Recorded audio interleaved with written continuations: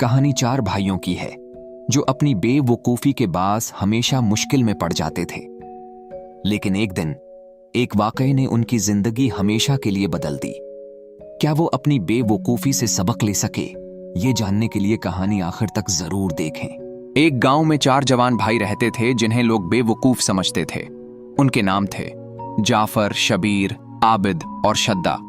उनकी हरकतों की वजह से पूरा गांव उन पर हंसता था। एक दिन गांव के सरदार ने उन्हें बुलाया और कहा, अगर तुम लोग अपनी बेवकूफी छोड़कर अक्लमंदी दिखाओगे तो मैं तुम्हें इनाम दूंगा, लेकिन अगर नाकाम हुए तो गांव से निकाल दूंगा।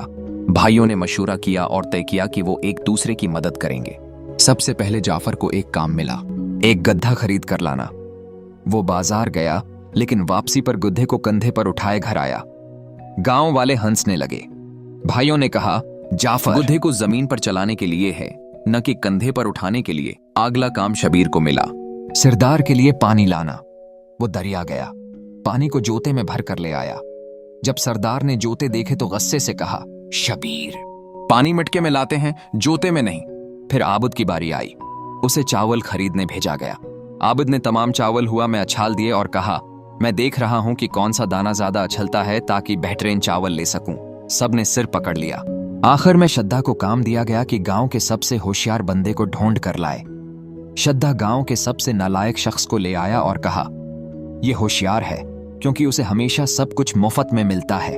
सरदार ने आखिरी मौका देते हुए कहा, तुम सब एक दिन में अपनी बेवकूफी बदल लो, वरना गांव छोड़ना होगा। भाइयों ने फैसला किया कि वो अपनी गलतियों से सीखेंगे।